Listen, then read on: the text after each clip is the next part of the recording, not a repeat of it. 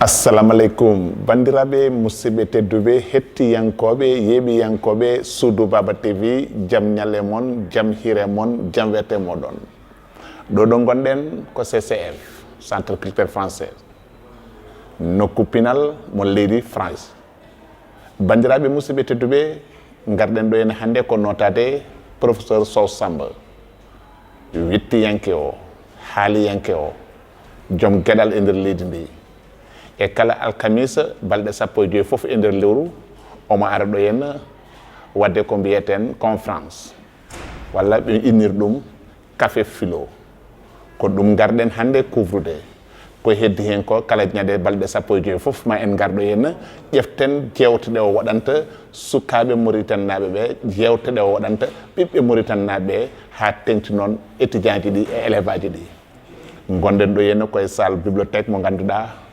gonɗo ɗo henna SSF ɗum noon bandiraɓe musidɓe tedduɓe hettiyankoɓe yeeɓiyankoɓe Soudou Baba TV no min mbi on ni jehen nder ƴeewen jokkude golle ɗe. Il s'agit simplement d'agiter des idées.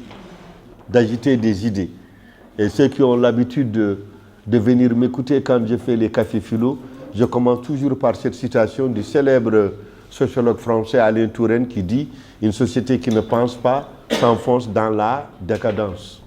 Quand une société ne pense pas, elle s'enfonce carrément dans la décadence. Donc, le café philosophie, c'est une parenthèse de lumière, une parenthèse de partage par rapport à un concept ou bien par rapport à une problématique.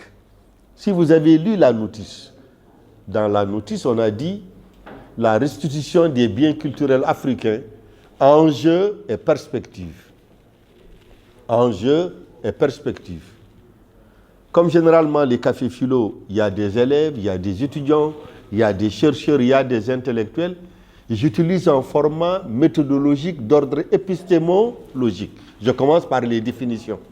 Parce que si tu me dis la restitution des biens culturels, il faut bien me dire qu'est-ce que tu entends par bien culturel. Qu'appelle-t-on les biens culturels? Pourquoi les pays africains se battent pour la restitution de leurs biens culturels? Quelle est la fonction des biens culturels? Est-ce qu'en Afrique, on a bien compris la question de la réappropriation des biens culturels? Nous allons, sur ces 4 pistes de réflexion, essayer de réfléchir ensemble. Quand vous allez, un jour vous avez la chance d'aller en Égypte et que vous êtes un intellectuel, la première des choses que vous allez demander, c'est de visiter les pyramides d'Égypte. Vous avez entendu ça à la radio, à la télé. Et les Égyptiens, j'ai fait 3 fois le Caire, ils savent que tout celui qui vient en Égypte, c'est sa première préoccupation. C'est d'aller voir les pyramides. D'aller au marché Kalkalili pour acheter les papyrus des pyramides. Je dis donc, en dehors même de l'aspect touristique, l'équipe nationale d'Égypte s'appelle les pharaons. Ils s'appellent les pharaons d'Égypte. Donc j'ai dit tout le monde, mais pourquoi à un certain moment, c'est devenu à la mode, Mauritanie, Sénégal, Bénin, Burkina Faso, Sénégal, les gens revendiquent la restitution de leurs biens culturels qui ont été spoliés, soit durant la période coloniale, soit par des pilleurs. Si vous arrivez au Caire, au moment de partir, les Égyptiens ont ce qu'on appelle une police touristique. Elle ne demande pas si vous avez de la drogue, si vous avez des armes. Eux, s'ils contrôlent, est-ce que vous n'êtes pas sorti avec des objets d'antiquité, des objets qui ne devraient pas sortir. Moi, j'avais un sac rempli de Toutankhamon, de Nefertiti, de je sais tout ça. Ils m'ont dit, monsieur, vous, votre sac là est lourd. J'ai dit, oui, il y a des objets là-dedans. Ils ont scanné. Ils m'ont dit, monsieur, il n'y a pas de problème. J'ai dit, j'ai acheté ça au marché Khalil Khalili. Mais moi, quand je suis allé acheter, qu'est-ce qui m'a fait plaisir? Tu vois un jeune Égyptien de 8 ans, 9 ans, tu demandes la photo de Toutankhamon, un papyrus de Nefertiti, il te l'amène. C'est-à-dire qu'il y a ce qu'on appelle l'appropriation des biens culturels. Tu es fasciné à la fois par la transmission de la valeur, la transmission de la connaissance et la transmission de l'identité. Si vous regardez la définition des biens culturels, on commence par dire biens de consommation. Le président Mitterrand, qui est quand même un monument de la pensée, avait dit aux Américains, on ne peut pas vendre les films comme une vulgaire marchandise. Les Américains étaient partis du principe que tout a un prix. Mitterrand leur a dit non. Les biens culturels ont une valeur symbolique. Les biens culturels ont une valeur émotionnelle. Les biens culturels renvoient à des manières de vivre, c'est-à-dire à l'identité d'un individu. On ne peut pas se dire qu'on va mettre au même pied la pyramide, Tour Eiffel, la mosquée de Tombouctou, la maison des esclaves. On ne peut pas vendre ça. Ce n'est pas possible. Parce qu'il y a une telle charge émotionnelle, il y a une telle charge actifique, et que la valeur, elle est d'ordre, si vous voulez, symbolique. Biens de consommation qui véhiculent des idées, des valeurs symboliques et des manières de vivre.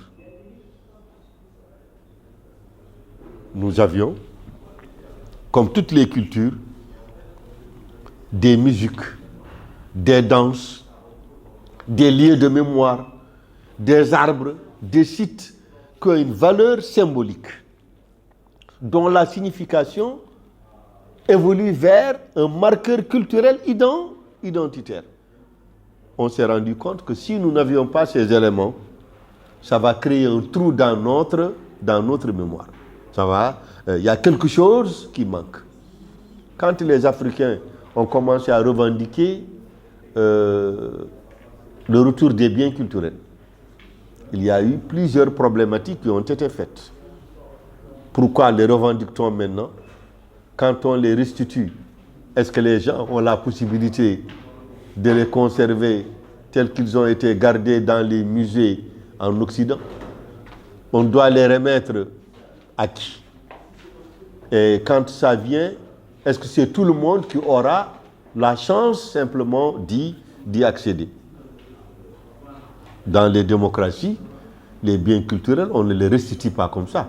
Parce que dans des États démocratiques, quel que soit le pouvoir d'un chef de l'État, il est obligé de passer par les chambres, notamment le Sénat, l'Assemblée nationale. On ne se réveille pas un bon matin, on dit simplement il faut les rupturer. Mais moi, ce qui m'intéresse, pour que les gens très bien comprennent pourquoi on s'attache, pourquoi on s'agrippe aux biens culturels, c'est que les biens culturels n'ont pas de prix. Les biens culturels n'ont pas de prix. Ce n'est pas comme une bouteille, on dira le plastique, on a mis l'eau, on a congelé, donc on peut évaluer ça à 120, 140 guillemets. Non, les biens culturels, on ne peut pas les vendre. Il n'arrivera jamais à quelqu'un l'idée d'aller en Égypte pour leur dire « Vendez-moi une pyramide d'Égypte, vendez-moi tel et tel ». Vous avez vu, il y a le musée du Louvre, il y a à Las Vegas l'équivalent de la Tour Eiffel. Mais ça, ce n'est que la réplique, ce n'est que la photocopie. Mais il y a l'original. Il y a l'original. Personne ne viendra vous dire vendez-nous la mosquée de Shingiti, vendez-nous la mosquée de Tombouctou. Parce que ce qu'on appelle bien culturel, ça renvoie à une identité, ça renvoie à une manière de vivre, ça renvoie à ce qu'il y a de plus spécifique comme appartenant à un peuple bien déterminé. Quand vous regardez les tambours de Burundi, moi je ne suis pas burundais, mais quand je vois tout ce folklore-là, comment il le fait, c'est extrêmement beau. Quand je vois la danse des gens de Casamance, j'ai fait le Sénégal, c'est extraordinaire. C'est-à-dire que c'est le génie d'un peuple qui s'exprime ou qui se dépose dans ce qu'on appelle les biens culturels. C'est l'expression de ce que l'homme a de plus fort. N'oubliez pas que Kandinsky avait l'habitude de dire que l'art est la plus haute manifestation de l'esprit. S'il y a ce qu'un homme peut faire et que l'animal ne va jamais essayer de faire, c'est le fait de se dessiner ou d'être ému par simplement une œuvre artistique. Maintenant, en Afrique, il faut que ça soit très clair. Moi, je dis souvent, et c'est tout de suite d'ailleurs, je discute avec les directeurs, c'est qu'ils disent, oui, quand tu agites certaines idées, tu es à la solde de l'Occident. Moi, ce genre d'attaque-là, j'ai dépassé ça. Je suis un intellectuel africain, j'ai la capacité de s'interroger sur ma société, sur ma communauté et sur les problématiques que secouent les sociétés africaines. Vous réclamez les biens culturels, c'est très beau. On nous ramène le sabre de la Martal, on nous ramène nos tissus, on nous ramène nos valeurs. On est contre le plagiat de certaines de nos musiques, de certaines de nos danses, qui font partie de nos marqueurs culturels identitaires. Nous ne disons pas le contraire. Mais une fois qu'on a récupéré les biens, qui datent du XVIIe siècle, du XVIIIe siècle, du XIXe siècle, est-ce que réellement les gens connaissent la véritable signification? Est-ce que les gens connaissent la véritable signification? Quel était le rôle et la place de ce bien culturel comme élément fédérateur et identitaire d'une communauté culturelle bien déterminée? L'approche que j'ai vue que font les chefs d'État africains, c'est d'amener des certificats pour dire ça nous appartient, on doit amener ça dans nos musées, Moi, je ne dis pas le contraire. Mais dans la plupart des cas, cette restitution des biens culturels ne s'accompagne pas de ce que j'appelle la gouvernance démocratique culturelle. Parce que si vous prenez le thème, c'est la restitution des biens culturels et la gouvernance démocratique culturelle. Je ne parle pas d'une gouvernance démocratique politique. La gouvernance démocratique politique, c'est l'égalité des citoyens, c'est l'organisation des élections transparentes. Il y a une majorité et il y a une minorité. Non, moi je parle de la gouvernance démocratique culturelle. Est-ce que, aujourd'hui, dans les sociétés africaines, les biens qui ont été restitués, est-ce que toutes les populations ont la possibilité d'en connaître la signification, d'en connaître la valeur et d'en jouir de manière effective? Regardez ce qui se passe. Dans un pays quelconque au monde, il y a les biens culturels qui appartiennent à toute la communauté. Mais il y a le problème de ce qu'on appelle la jouissance effective des biens culturels. Est-ce que tout le monde a la possibilité, en tant que Mauritanien, en tant que Sénégalais, en tant que Béninois, de comprendre la signification de cet objet? Quel est son lien par rapport à cet objet? Pourquoi tel lien, il est interdit de transgresser ou de faire ceci ou de faire cela? Et ne pas simplement se limiter à des évasions ou à des proclamations. Dans chaque pays au monde, les classes sont différentes. Il n'y a pas un pays homogène culturellement. Il n'y a pas une nation homogène sur le plan de la culture. Vous nous dites qu'il faut ramener nos royaumes, il faut ramener nos biens culturels, il faut ramener nos couteaux, il faut ramener le sabre de El Hadj Martal. D'accord? Mais vous n'enseignez pas El Hadj Martal à l'école primaire. Donc même si vous ramenez son sabre, je me demande à quoi ça va revenir. Vous allez amener l'ancien royaume, vous allez amener les éléments symboliques du roi Bérengin du Dahomey. Mais vous ne dites pas quelle est la signification. Pourtant, ce que j'appelle la gouvernance démocratique culturelle, elle est très simple.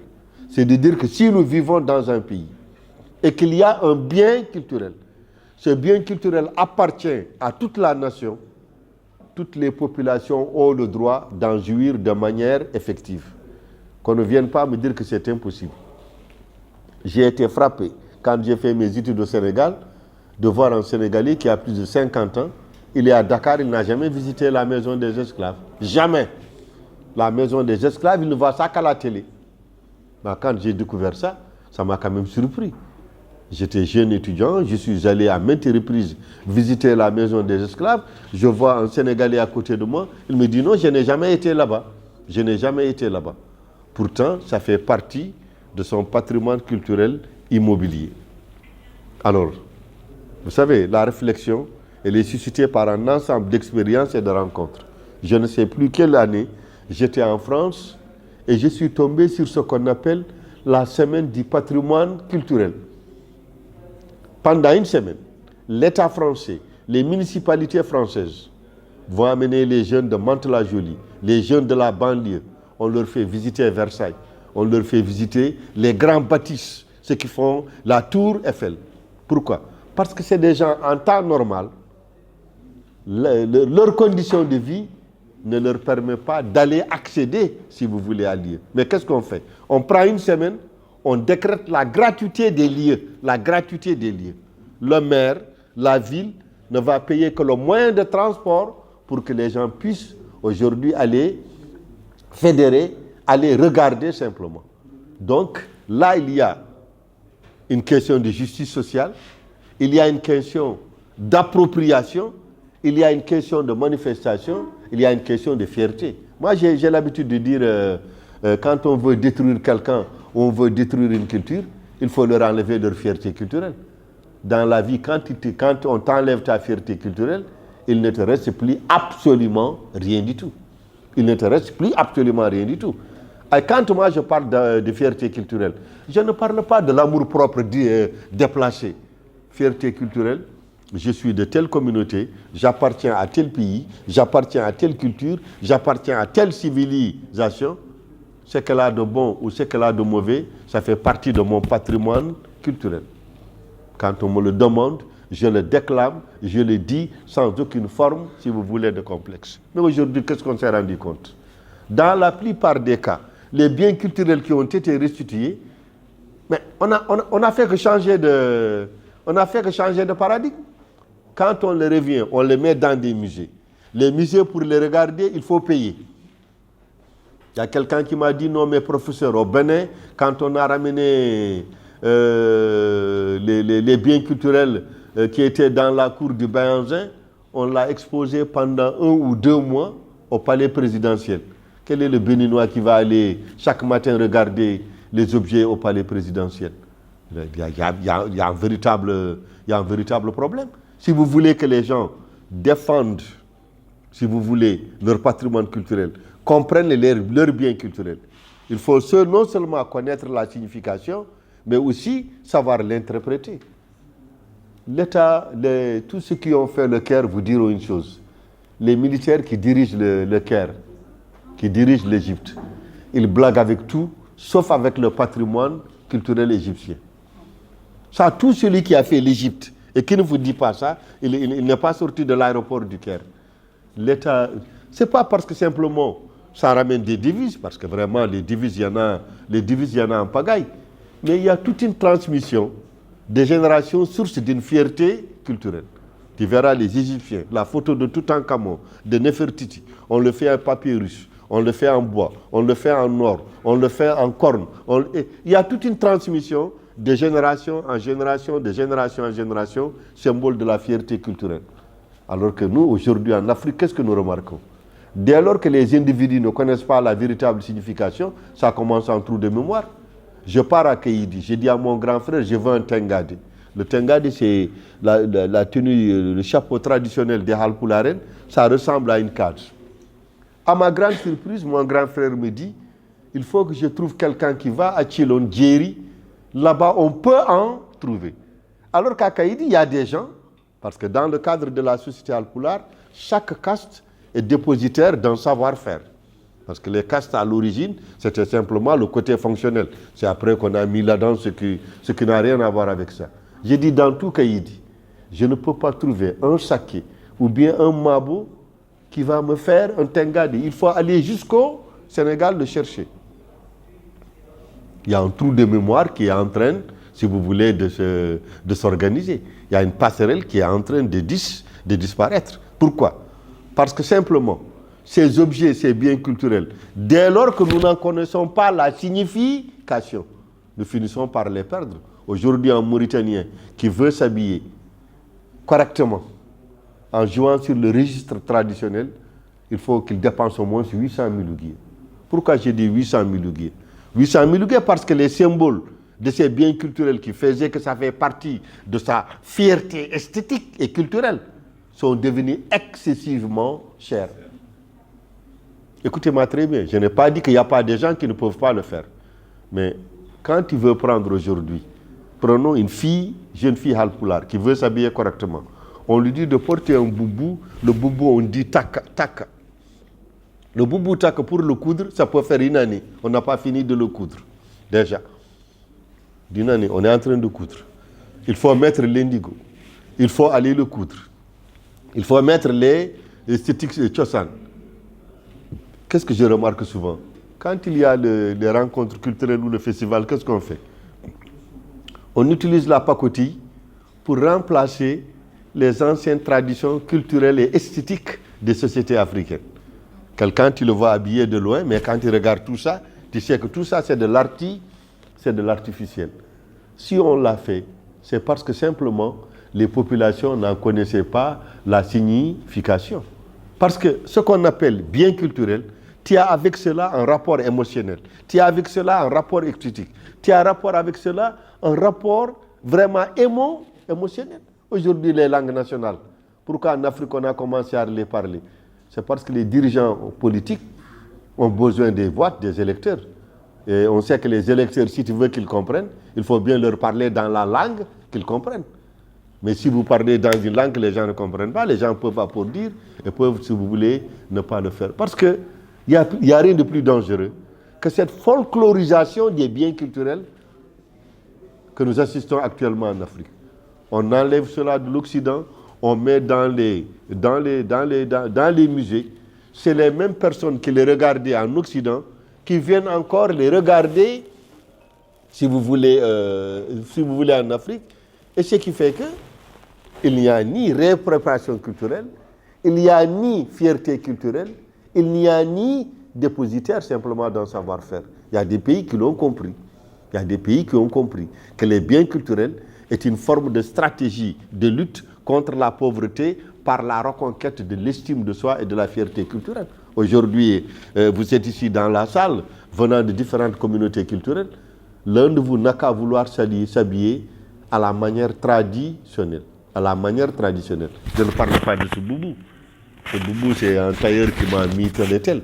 Mais il y a des gens au marché capital, ils te le font à la manière traditionnelle. Ah, ça, c'est les boubous que porte Aziz aujourd'hui. Ça est devenu très cher. Parce que la tenue de truc traditionnel qu'ils vont te faire, ça peut amener 3 boubous de comme ça. Moi, je connais leur place au marché capital. Au rond-point, ils sont là-bas dans un petit coin, c'est eux qui le font.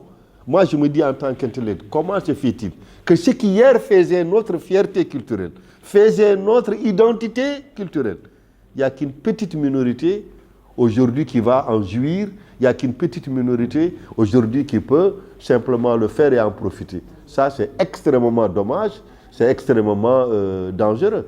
Et ces biens culturels que nous n'avions pas protégés sont en train d'être vulgaires. Le terme vulgaire, je ne sais pas comment chercher un adjectif, par la logique commerciale. Vous allez dans n'importe quel marché, vous allez voir la tenue hier qui faisait, la très belle tenue d'hier. Qu'est-ce que font les Chinois? Il faut bien dire le chat par le chat. Ils viennent, ils prennent le tissu, ils prennent la valeur. Qu'est-ce qu'ils font? Ils vont en Chine, ils le font de manière commerciale. Ça, tout le monde l'a vu. Allez-y au Sénégal, il y avait une tenue spécifique, particulière, identitaire, religieuse, d'un fragment, d'un segment de la communauté mouride qu'on appelait les Baïfal. Ils avaient des tenues multicolores qu'on cousait, morceau par morceau, morceau par morceau. Qu'est-ce que les Chinois font?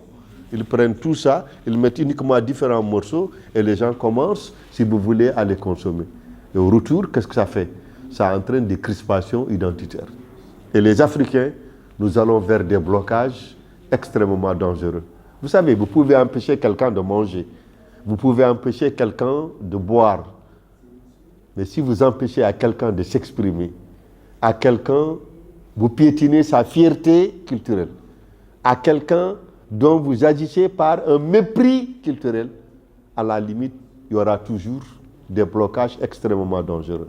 Et je pense que le moment est venu pour nous les Africains d'arrêter de dire à chaque fois nos problèmes, ce sont les Occidentaux, ce sont les Occidentaux, ce sont les Occidentaux.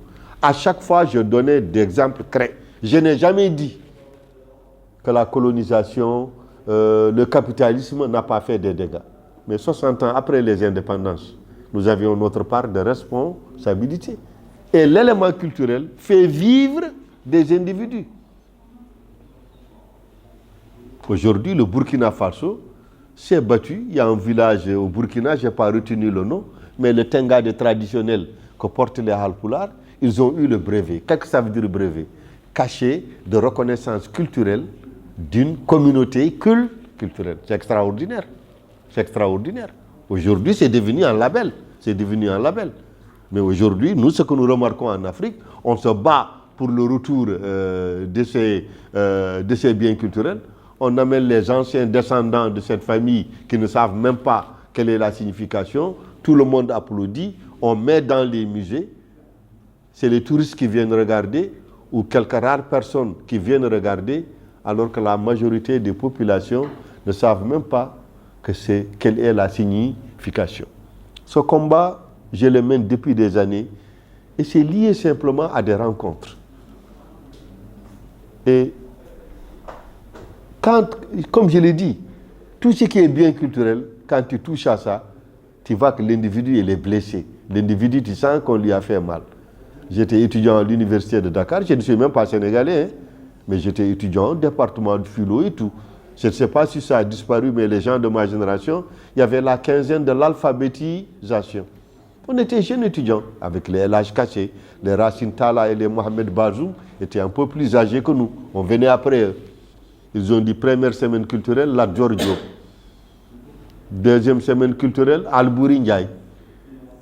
Et j'ai dit à mes amis sénégalais là, mais vous, ici, il n'y a que des Wolofs. Albouri, la Dior, il n'y a pas d'autres figures culturelles et tout ça. Ils m'ont dit Abdoulaye Yana. C'était Djiboka qui était, Djiboka ou Badar Cham, j'ai oublié, j'ai vieilli. Les gens ont manifesté. Comme ceux qui dirigeaient, c'était les gens de ma communauté, les gens étaient un peu crispés. Ils ont dit, semaine culturelle Aline Sitoé Diatta. Pour ceux qui connaissent le Sénégal, c'est la Casamance. Ils ont dit, semaine culturelle Koumbondo Fen Diouf. C'était les Sérères. Et finalement, ils sont arrivés à la semaine culturelle El Hadj Oumar Tall. C'est-à-dire que l'un des grands problèmes aujourd'hui des pays africains, c'est de penser qu'on peut gouverner un pays uniquement par la force, uniquement par l'étendard d'une seule communauté culturelle. Il y a des choses qui n'ont pas besoin d'être en intellectuel. Tu as besoin simplement de regarder et de visualiser. Parce que les symboles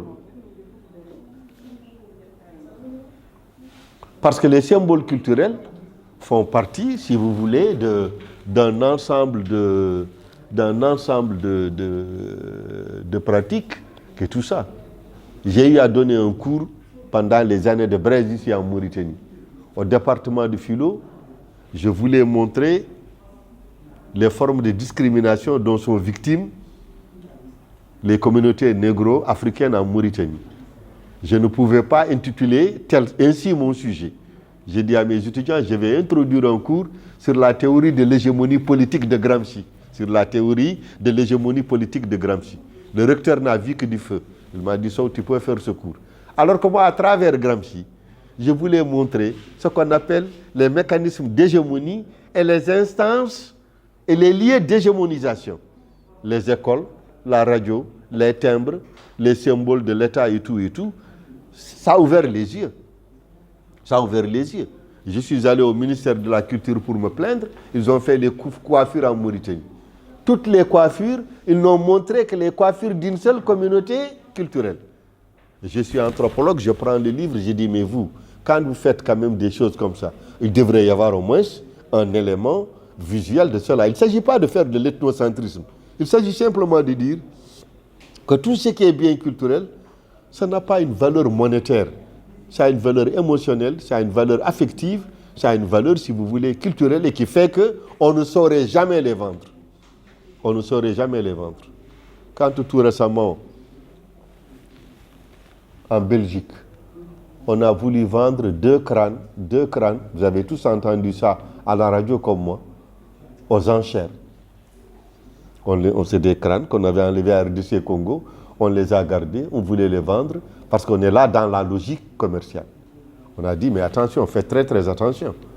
Si on se mettait à vendre même les biens culturels, on va enlever leur signification religieuse, leur signification culturelle, leur signification émotionnelle et beaucoup de choses. C'est extrêmement dangereux. Je vous montre un seul exemple. Qu'il y a des trous de mémoire dans la plupart de nos communautés.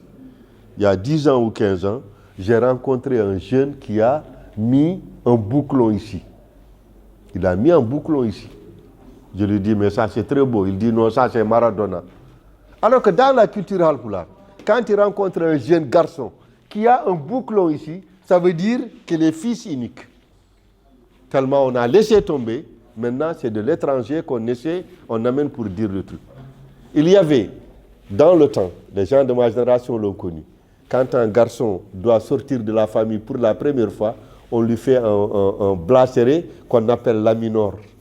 Moi j'ai gardé les miens, quand j'ai voulu donner ça à mon fils, il dit qu'est-ce que je fous avec ça? Il me dit qu'est-ce que je fous avec ça? Je lui dis, dis que tu n'aimes pas. Qu'est-ce que tu fous avec ça? C'est-à-dire que finalement, on a tellement délaissé ça que finalement plus personne n'arrive à les faire. Par un effet de retour de la mode, on voit aujourd'hui l'importance des biens culturels. Aujourd'hui, beaucoup de jeunes filles, je les vois porter des tenues. J'ai dit, ta tenue est très belle. Elle dit, c'est grand-mère. Ça s'appelle grand-mère.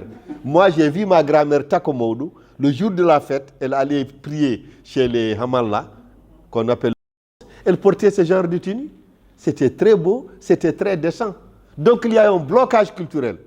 On ne veut plus mettre certaines tenues parce que ça ne fait plus partie de notre élégance culturelle. Qu'est-ce qu'on fait? Maintenant, on revient aux anciennes traditions esthétiques qu'on essaie carrément d'arriver à de moderniser. Moi, je ne dis pas que c'est une régression culturelle, mais c'est une prise de conscience que notre patrimoine culturel, notre bien culturel, il ne faut jamais en blaguer. Malheureusement, vous avez, et je le dis souvent, des gens qui ont complètement aliéné leur patrimoine culturel. C'est un acte de liberté. Moi, je ne condamne jamais.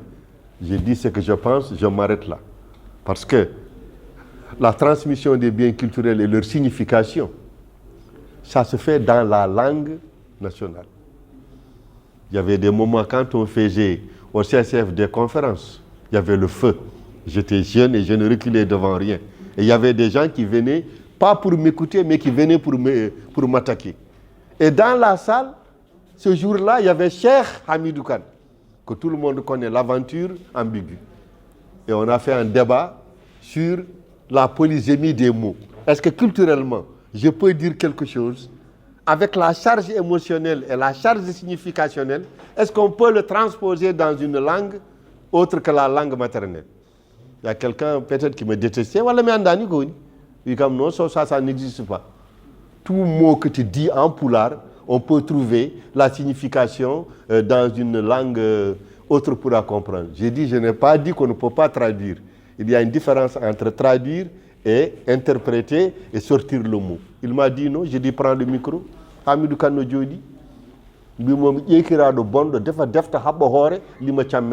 Va amener tout par ici. Va amener l'Académie française. Yekirado Bondo. Defa defta haba hore lima chammeji. Comment on a débloqué la situation? Il y avait un jeune salle de Bababi. Je l'ai revu depuis 20 ans, je ne l'ai pas vu. Par hasard, on s'est rencontrés à l'indépendance de l'Allemagne. L'ambassadrice m'avait invité. Il me voit attendre ça, il a pris de l'âge, il s'est marié, il s'est rappelé de moi. Il dit, professeur tel et tel, tu te rappelles ce que tu m'avais fait faire, oui. Parce que je l'ai appelé, j'ai dit dessine. Il parle ma langue. Il a le don de faire les dessins. C'est un jeune Baoussal de Bababi. Je parle, il me dit doucement, je vais dessiner. Il a dessiné une belle-sœur qui est en train de critiquer sa belle-sœur qui est avare. Mais nous, ici, l'avare, c'est ce qu'on a dit, c'est comme disait Senghor à Amikilou. Senghor dit Ndeysan. Amélie dit je ne comprends pas. Senghor dit il faut être sérieux pour comprendre Ndeysan. Parce que dans le dictionnaire ou dans le vocabulaire, personne dans cette salle ne peut me donner la signification de Ndeysan. Alors on a gonga. Les biens culturels de l'individu, c'est le cachet spécifique de ton identité culturelle. Vous allez dans n'importe quel pays du monde, si vous voyez un élément qu'on commercialise, qui fait partie de votre bien culturel, même si vous ne parlez pas, vous allez vous dire, ça vient de l'Afrique. Je suis à la Tour Eiffel, je vois un pigeon. Je regarde un pigeon. Là, tout me va, je me bats.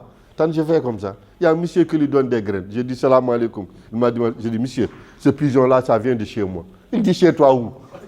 Je dis, chez moi, l'Afrique.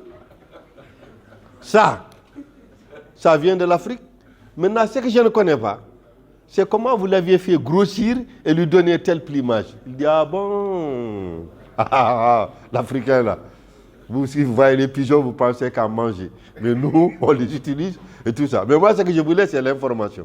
En réalité, c'est les pigeons traditionnels que nous avons ici. Ils ont fait des manipulations génétiques. Le plumage est très beau et c'est devenu plus grand. Ça fait partie de notre identité culturelle. Aujourd'hui, il y a des blocages. Qui ici, dans cette salle, qui est africain, peut me dire qu'il peut transmettre à l'identique tout son patrimoine et des biens culturels que leurs parents l'ont truqué. J'ai un boubou Niaga. Dans chaque famille, on hérite de notre grand-père, de notre père. On m'a dit qu'il va prendre ce boubou. J'ai dit, je vais le prendre. Tu sais comment mes enfants appellent mon boubou Niaga? Le boubou du vieux le plus lourd là, Bimanani, Anani Oboni. Le boubou le plus lourd.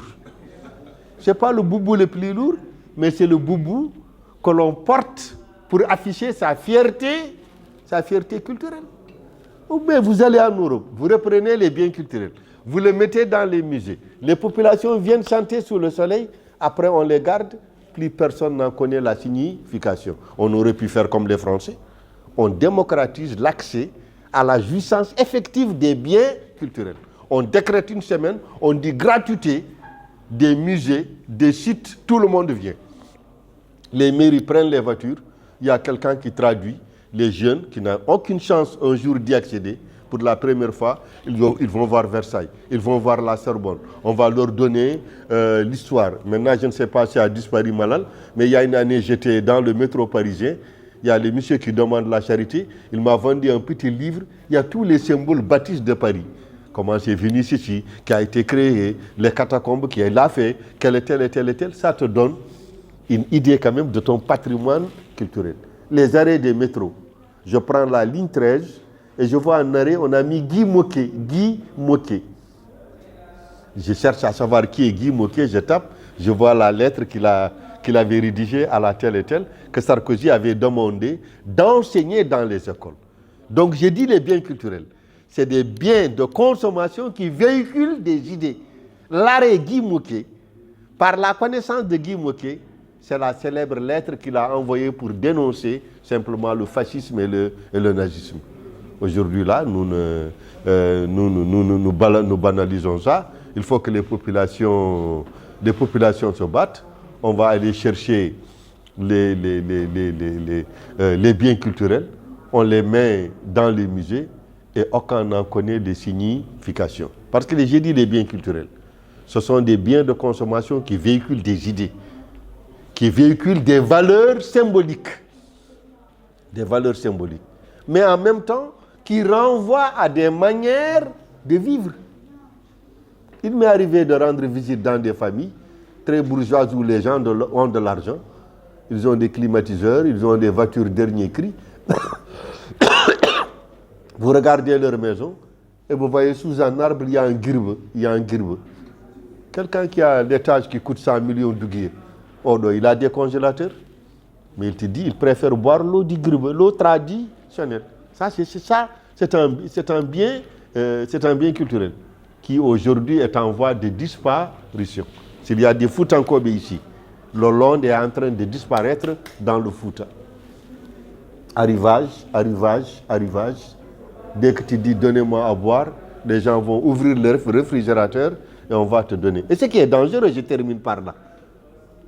Tu sais, Sarr, les biens culturels, si ça ne t'appartient pas, tu les utilises. Tu les utilises de manière inverse. C'est ça, moi, c'est ça qui me gêne. En Johnny, on te donne ton très très bon boubou. Le boubou, tu sais comment le porter avec fierté. Tu sais comment mettre tes mouki. Tu laisses ça, tu vas prendre les biens culturels des autres. La manière dont tu les utilises, toi-même tu te rends compte que c'est l'effet contraire qui arrive. Quand il y a eu pour la première fois des paraboles en Afrique, regardez dans vos villages, au lieu de mettre la parabole sur la terrasse, on la met à l'entrée de la maison. Pour que dès que tu rentres dans cette famille, pour savoir qu'ici il y a parabole. On met à l'entrée de la maison. Il m'est arrivé d'être dans une famille, je vois la télé qui parle, il n'y a personne qui regarde. Je dis, vous ne pouvez pas éteindre la télé. Il dit, non, ce n'est pas ta télévision. C'est pour que celui qui rend visite là, il se rend compte que dans cette maison, on a une télévision. Parce que les biens culturels qui ne t'appartiennent pas, quand tu veux te les approprier, en réalité, tu deviens extrêmement ridicule. Parce que c'est une manière de vivre. C'est une manière de vivre. Regardez aujourd'hui, moi, si je veux manger avec des fourchettes, comment je vais bégayer, comment ça ne va pas marcher. Mais si tu me dis de manger avec la main, c'est tout un art de vivre. Vous prenez quelqu'un qui n'a jamais mangé avec la main, vous lui donnez de l'achireka et ou du maro. Quand il fait comme ça, ça tombe comme ça. Tu es obligé de lui dire, ferme les doigts, essaie de faire comme ça et tout. Mais tu es en train de lui transmettre tout un art de vivre. Et moi, je dis le grand tournant. Il faut que les Africains se réveillent et arrêtent de dire c'est les Américains, c'est les ceci, cela, c'est nous. Moi, jusqu'à preuve de contraire, j'ai dit c'est nous. C'est nous qui avions négligé nos biens culturels. C'est nous qui avions folklorisé nos biens culturels. Et voilà aujourd'hui les blocages que nous avions au sein de notre société. Quand un président de la République vient, dans chaque pays africain, il y a ce qu'on appelle la carte ethnique de la diversité culturelle. On amène des musiciens qui chantent, on vous dit voilà, la diversité culturelle est respectée dans un pays, alors qu'il s'agit simplement qu'une parenthèse. Et aujourd'hui, on ne va pas s'en sortir. Nos devises sont en train de tarir. La pauvreté s'installe un peu partout en Afrique. Les logiques de crise sont en train de s'installer. La seule chance que nous avions, c'est de retourner dans ce qu'on appelle nos biens culturels, qui peuvent être de l'esthétique, du vestimentaire, du culinaire et de la musique. Vous avez vu aujourd'hui avec les audios et tout ça, la musique traditionnelle commence à circuler. De temps en temps, un enfant te dit, mais papa, Baba Mal, ce qu'il a chanté ici, là, c'est différent de l'autre. Tu lui dis, ça c'est du ripo, ça c'est du wango, ça c'est du tel et tel, et tu lui donnes la signification. Il y a tout un pan de notre bien culturel qui a complètement disparu, et actuellement, compte tenu de la logique de la pauvreté, soit on cherche des solutions, soit on risque systématiquement d'aller dans un gouffre dont le seul responsable, ce sont les élites africaines et les dirigeants africains. Je vous remercie. Moi, personnellement, je ne connais rien de mon région. Si on me dit, est-ce que tu connais quelque chose de signification culturelle dans ton région, sûrement, je ne connais pas. Et je suis sûre et certaine qu'il y a milliers de personnes comme moi qui ne connaissent rien dans nos régions. Il y a des personnes même que tu vois qui ne connaissent même pas leur village. Ça, quand même, c'est la faute des parents. Mais quand même, certaines choses, c'est dit, je ne sais pas, système d'éducation. Au lieu de nous apprendre des choses européennes, Asie, je ne sais pas quoi, pourquoi de ne pas insérer dans le système d'éducation nos cultures? Et autrement, vous avez parlé des Chinois qui sont en train de tout bouffer. Ça me fait très très mal. Parce que on voit, moi avant j'aimais trop le wax. Je m'habillais en wax, je faisais des accessoires en wax. Mais après je me suis retournée wax, je sais que c'est africain. Mais après j'ai compris que wax c'est le design qui est africain. Mais ce n'est pas produit en Afrique. Mais je me suis retournée maintenant à commencer à m'habiller sur la texture, c'est pas la texture 100% mauritanienne, mais dès qu'on voit certaines teintures, il y a certains qui savent que ça vient de Keidi, ça vient de telle région, cette texture, ça fait ça, et ça, pourquoi cette texture a été faite. Et maintenant, dès que je fais des prêt-à-porter, je m'habille souvent. Aujourd'hui, malheureusement, je ne suis pas habillée en t-shirt. Hier seulement, j'étais habillée en tissu qui vient de Kédi. Et maintenant, dès que je viens avec des femmes qui vendent des tissus, je leur demande directement comment s'appelle cette peinture. Des fois, je trouve des réponses, et des fois, je ne trouve pas de réponses. Ils le font seulement, mais ils ne savent pas. Donc, c'est des choses qui sont vraiment... Mais le souci, c'est aussi que même ces peintures-là, les Chinois sont en train de le faire, ils les amènent ici, et que ça, c'est très moins cher. Tu le vois, si tu ne touches pas, tu ne peux pas faire la différence. Il faut que tu touches, tu peux savoir. Ça vient du Chinois, donc ça, c'est notre bien culturel qui est ici à 100%. Est-ce que le problème, on ne devait pas un peu, je ne sais pas, augmenter les taxes pour faire rentrer des tissus qui viennent de Chine, comme ça, pour valoriser plus ce qu'on a ici dans notre pays ou en Afrique? Vous savez, une culture, ça respire. Toute culture prend, toute culture donne, toute culture va à la recherche d'autres. Il n'y a rien de plus dangereux que le repli identitaire. On est envahi par des cultures, comment préserver, est-ce qu'il ne va pas rentrer dans notre coquille? Ça, ce serait suicidaire. Il n'y a aucune culture homogène, il n'y a aucune culture qui n'utilise que ce qu'elle consomme et ce qu'elle fait. Ça, il faut que ça soit très clair. Maintenant, le problème, c'est qu'il y a un effort personnel à faire. Moi, tout ce que je connais sur ma communauté, ce n'est pas ça qui me permet de gagner ma vie, mais j'ai demandé. Je vois une danse, je vois une tenue, je vois quelque chose. Je n'étais pas encore anthropologue. Je note pour savoir qu'est-ce que ça veut dire. Par exemple, ma fille Meshri, à la veille du Ramadan, à la veille du Jamaharan, ce que vous appelez Ashura, dans ma communauté, les femmes qui sont des deuxièmes femmes, des coépouses, elles font le tour des villages pour demander à ce qu'on leur donne le dîner des deuxièmes femmes. Quand je traduis littéralement, elles viennent, elles parlent. Moi, je fais comme ça, je donne de l'argent. J'étais avec mes enfants. Parce que les parents ne font pas ce que j'appelle la pédagogie culturelle pour transmettre la valeur. Ils m'ont dit, mais comment on peut venir devant les gens et dire non pas que je suis la première femme, mais que je suis la deuxième femme, il faut me donner à manger. Aucune culture ne fait une pratique pour le plaisir de faire une pratique. Toute culture a une signification, une portée, c'est ça qu'il faut expliquer. Moi, le fait que j'ai mis la main, j'ai donné. Je connais quelle est cette signification.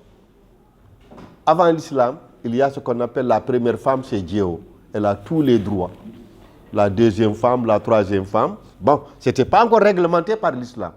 C'est elle qui a tous les droits.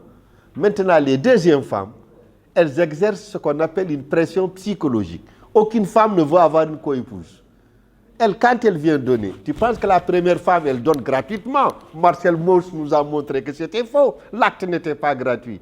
L'acte, c'était pour défendre son prestige social. Parce qu'elle, si elle vient, elle te dit, nous venons chercher le dîner des deuxièmes femmes. Mais elles disent aussi, une première femme qui ne donne pas à manger aux deuxièmes femmes risque de connaître la polygamie. Tu vois la femme, elle se presse, elle va aller leur donner. Mais en fait, quelle est cette valeur? C'est la valeur de la cohésion sociale. J'ai une fois dit, le fait que ta petite sœur fait le missor. Beaucoup d'Africains ont vu ça, ne connaissent pas la signification. Ta petite sœur, elle a 9 ans, 10 ans, 11 ans, elle est très belle le jour de la fête. On lui fait un petit missor, tu dis, mais je vais regarder, on dit, tu ne regardes pas tant que tu ne payes pas le tchétal, tant que tu ne payes pas quelque chose. La véritable signification du tchétal, c'est quand on veut marier une fille. Ça, c'est ta sœur. En réalité, l'argent que tu donnes, comme elle n'a pas de mari, on ramasse cet argent pour payer la femme forgeronne qui a fait les tresses. Il n'y a aucune culture où on fait une valeur tonne pour le faire simple fait de rire.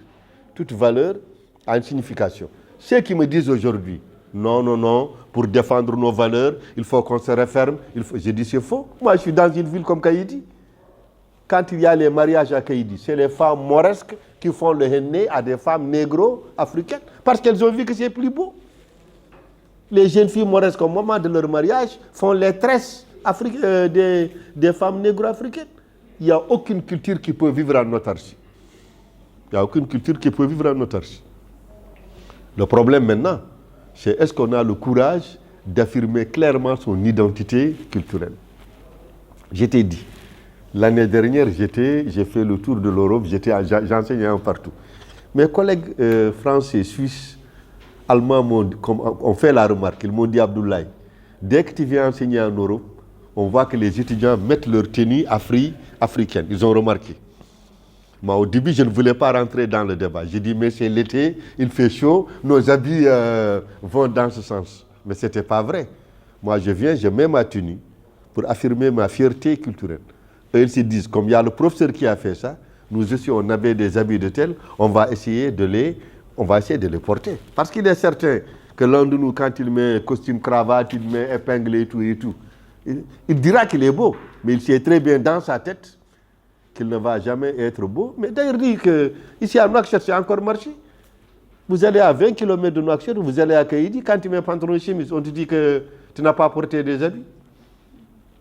On te dit carrément, si tu parles la langue, on te dit, ça veut dire simplement, ce qu'on est en train de négliger comme étant source de fierté culturelle, il ne faut pas accuser les autres.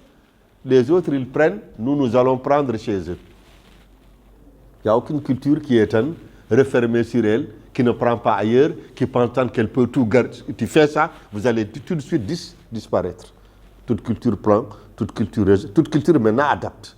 Maintenant, ce qui est dangereux, c'est quand on prend ce qui ne nous appartient pas, on n'essaie pas de le contextualiser et de l'adapter par rapport à nos valeurs culturelles. Là, ça peut créer des problèmes, ça peut créer des tensions. Aujourd'hui, on a des stylistes africains très célèbres. On a des couturiers très célèbres. Il y a une semaine, j'ai rencontré quelqu'un, il m'a dit, aujourd'hui, tu ressembles à Gbagbo. Aujourd'hui, tu ressembles à Gbagbo. Il ne m'a pas dit, tu es Gbagbo, hein. Il m'a dit, tu ressembles à Gbagbo. Pourquoi? Parce que Gbagbo, Mandela, ces grosses pointures, il commande chez Alpha D des chemises qui coûtent 3 millions de francs CFA. Moi, est-ce que je vais sortir 3 millions de francs CFA? Et même si j'avais 3 millions de francs CFA, je n'achète pas une chemise. Mais je prends la même couleur, les mêmes motifs, je vais aller voir un tailleur. Je lui donne 6 000 ouguiya, il me fait la même chemise. Le gomme, je ne sais pas comment on appelle ça en français, amidon ou mianda. Ou des gommes à fâché. Quand tu portes ça, tu es comme ça, tu es flamboyant. Mais en réalité, tu as valorisé un patrimoine culturel. Même si tu n'as pas les moyens, tu as étudié les mêmes tissus. Le fait de donner au tailleur qui coud, c'est la preuve. Parce que le bien culturel, ce n'est pas simplement la jouissance. Le bien culturel aussi, c'est une capacité. Et une capacité, si vous ne l'utilisez pas, elle commence simplement à se perdre. D'où la crise identitaire dont souffrent aujourd'hui les féodaux dans les sociétés africaines. Parce que parmi nos valeurs socioculturelles, il y a le sens de l'hospitalité, il y a le sens de la solidarité. Et le blocage aujourd'hui qui est dans les sociétés africaines, c'est qu'avant, quand quelqu'un voulait montrer qu'il est grand, voulait montrer qu'il était fort, il fait l'hospitalité en fonction de la profession de sa caste. J'entends souvent des gens dire, je te donne ça. Wallah, si c'était hier, j'entends ça tous les jours dans la vie. Prends ça. Mais je te jure, si c'était hier, c'est 2 chameaux que j'allais te donner. Toi, hier est parti. Laisse hier partir. Hier ne va pas revenir. Ça veut dire simplement que si nous ne faisons pas attention et tomber dans l'illusion, oui, nous avions notre culture pure, il faut se défendre. À l'école primaire, l'école, en principe, c'est un lieu laïque où, par le biais de l'éducation de la citoyenneté, on forge une personnalité capable de vivre ensemble avec le respect de la diversité des autres. L'école n'est pas là pour vendre cette culture ou produire cette culture. L'école, elle est là pour dire, chez toi tu parles ça, chez toi tu fais ça. On va chercher une zone de tampon où nous tous, nous allons mettre nos différences entre parenthèses pour aller vers la quête de l'universel. Mais ce que j'aurais bien voulu, c'est que tu me demandes, mes professeurs, comment faire pour valoriser notre patrimoine culturel. Tu te mets en pantalon et chemise, tu es allé au boulot, tu es revenu du boulot, mets ton dara pour que les enfants se rendent compte qu'il y a des moments, on met pantalon et chemise, il y a des moments, on met tel et tel. Il y a le côté fonctionnel. Moi, quand j'enseigne maintenant à la fac, J'ai vu les jeunes filles mauresques, au lieu d'amener des chaussures comme ça, elles mettent toutes les bâtas fermés là. Ça, c'est lié à la modernité. Parce que la femme bouge, la femme fait les escaliers, la femme elle est dans le truc. Si elle met ces bateaux-là, ces chaussures bateaux-là, elle ne pourra pas s'adapter à la modernité. Mais c'est sûr que ces filles-là, dès qu'elles arrivent à la maison, le premier réflexe, c'est d'enlever simplement ces chaussures. Toute culture plante, toute culture donne. Mais l'autre élément que j'ai dit, si on doit transmettre la signification des patrimoines culturels dans nos langues nationales, comment on fait avec quelqu'un qui ne parle pas sa langue nationale? Les Africains sont très forts quand il s'agit d'indexer les autres. Aujourd'hui, combien d'entre nous, arrivés à la maison, parlent leur langue nationale, la parlent correctement, essaient de faire passer l'image, essaient de passer la signification dans un code. Des fois, tu vois, nos journalistes, ils écrivent certaines choses. Quelqu'un qui ne connaît pas la langue, il lit, il vient te voir. Il dit, tel journaliste a écrit ça. Est-ce que tu peux me dire ce qu'il veut dire? Parce que nous, même si on écrit le français dans nos langues nationales. Il ne faut jamais oublier ça. On s'approprie un élément, si vous voulez, de la culture. Mais si vous pensez qu'on peut faire des frontières, notre culture pure, originelle, elle est là, on ne va pas la toucher, on ne va pas... Ça, j'ai dit, c'est suicide, c'est suicidaire. On s'ouvre aux autres, on prend ce que nous pouvons digérer, mais après avoir valorisé. Qu'est-ce que dit Cheikh Hamidou Kane? Avant d'aller en Occident, mettez votre âme dans un lieu sûr. Avant d'aller en Occident, mettez votre âme dans un lieu sûr. Mais il y a des fois, moi je me dis que souvent les gens font les choses. Et moi je vais mourir avec cette hypothèse. À chaque fois que tu valorises un bien culturel qui ne t'appartient pas, tôt ou tard ça va te donner des effets pervers. Bientôt nous allons vers le 31 décembre. Pour ceux qui vont encore aller danser, le 31 décembre et tout ça.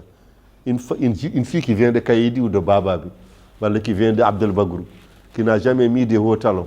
Elle vient en Nouakchott, on dit demain il y a soirée dansante, il faut mettre des hauts talons. Qu'est-ce que ça passe? Vers 2h du matin, tu vois les filles, chacun a ses chaussures comme ça, en train de marcher à pied. C'est que les chaussures que tu as mis là, c'est pas ça tes chaussures? Si tu avais mis tes chaussures traditionnelles là, tu peux faire Kaïdi à pied sans te fatiguer. Mais tu portes des tenues, toi-même, quand on te voit debout, déjà on sait que tu n'es pas équilibré. Deuxième élément, tu vois quelqu'un, il porte une tenue, parce que la tenue est à la mode. Quand tu regardes la tenue, tu regardes la morphologie de l'individu. Tu sais très bien que ça, c'est pas sa tenue.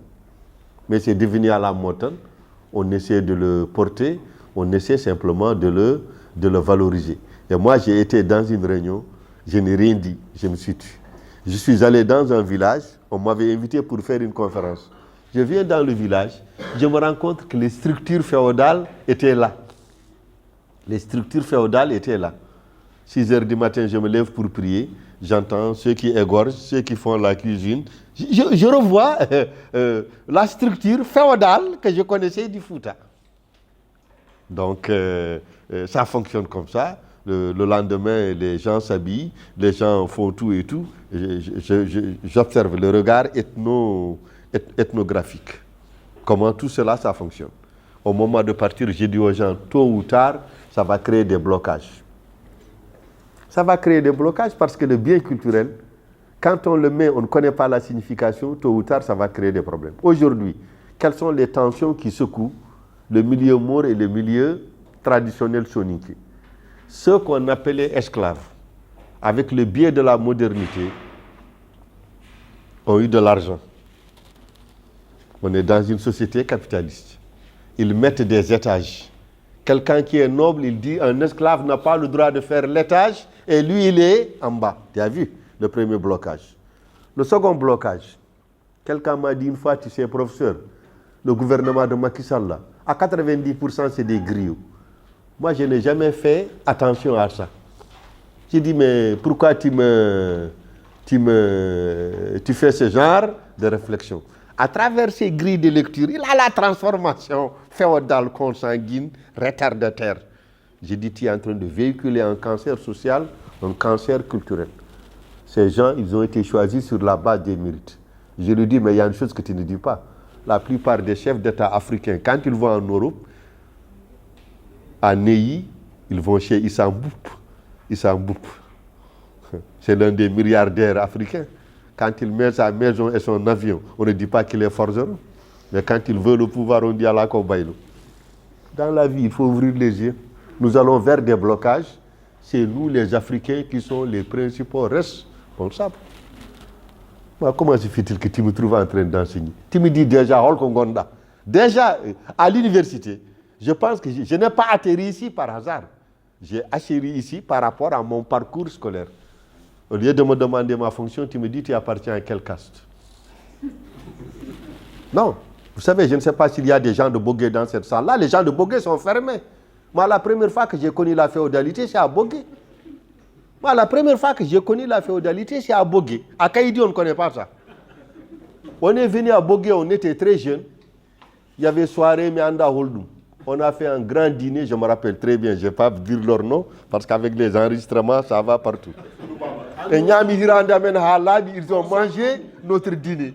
Ils ont voulu faire un débat sur Marx, sur Hegel. Mais non. Les gens de Bogué, vous avez faim. Vous avez mangé tout notre dîner. Arrêtez-nous ce genre de débat. Alors, ils m'ont regardé et tout. Ils savaient que moi, j'étais prêt à en découdre avec eux sur le plan idéologique et sur le plan théorique. Parce que la valeur d'un individu ne se mesure pas par rapport au nom qu'il porte, par son poids. C'est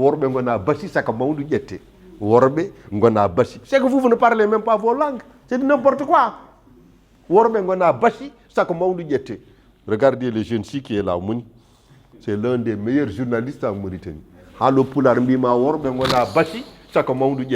Sinon, on est journaliste. Moi, ce qui me gêne, vous ne connaissez pas votre culture, vous ne connaissez pas votre patrimoine, vous dites, oui, les colons, oui, les Français, oui, les Américains. C'est pas vrai. Arriver à la maison, enlève pantalon et chemise, éduque tes enfants par rapport à tes valeurs culturelles. Et des fois, tu fais exprès de dire des choses en sens inversé, tu vas voir si l'enfant va répéter. Un jour, je parle avec mon fils qui a dit, oui, papa, attention, mais on a Guigui. Aïe. J'ai fait exprès de lui donner cette formule. Je lui dis tout le temps, Adjali Kaouma, mais on a Guigui. Lui, il pensait que ces formules-là, on peut les retourner contre son père. Oui, comme papa, on a Guigui, on a Guigui. Mais j'inverse la signification. Je lui dis ça. Quand il parle de ça, moi, tu ne peux pas me dire ça. Je te donne la véritable signification. Je dis à mon épouse, Djemayo, pour lui faire plaisir. Pour ceux qui parlent ma langue connaissent la signification. Ma fille dit, papa, moi tu ne me dis pas Djemayo. Je dis, je ne peux pas te dire Djemayo. Je ne peux pas. Ça veut dire que les Africains, ils font tout pour bloquer leur société. Après, ils te diront, oui, c'est les Occidentaux, ce sont les Français, ce sont les Italiens, ce sont les tels et tels et tels. Aujourd'hui, pendant que les gens vont à la ligne, nous on est encore, celui-là est meilleur que celui-là, cette caste est supérieure à l'autre caste, c'est le tel et tel et tel, l'autre doit porter tili, celui-là et tout et tout. On est dans ce que j'appelle le poc-poc-lam théorique. Et ça, vous avez le kilo de me dire non, c'est les Occidentaux, ce sont ceci ou cela et tout ça. Combien de cadres se sont exilés en Afrique à cause de la non-reconnaissance et de la discrimination multiple liée à leur naissance. Je m'explique pour les étrangers qui sont là dans la salle et qui peuvent ne pas bien me comprendre. On fait les bancs ensemble. Tu es un brillant médecin, mais tu appartiens à une caste considérée comme une caste inférieure. On termine nos études. Je dis, moi je rentre en Mauritanie. Il me dit, Abdoulaye, moi je préfère me marier ici et rester tranquille. Pourquoi? Parce que malgré mes mérites, mes compétences, si je vais là-bas, on va me regarder à travers une grille liée à ma naissance. Alors que j'exerce dans un lieu par les mérites, par les compétences et la qualification. Ça, vous me dites que c'est les Occidentaux qui ont amené ça ici. On a gong. Le moment est venu de nous réveiller et de dire que notre patrimoine culturel nous appartient à nous tous. S'il y a des Halpulaar dans cette salle, dans le milieu Pulaar, il y a une musique qui fédère l'ensemble des communautés Halpulaar, c'est le Pekan. Le Pekan, tu mets ça pour n'importe quel Halpulaar, tu lui mets Gellay, tu vois que son rapport, ça fait partie de son patrimoine culturel, n'est-ce pas, immatériel.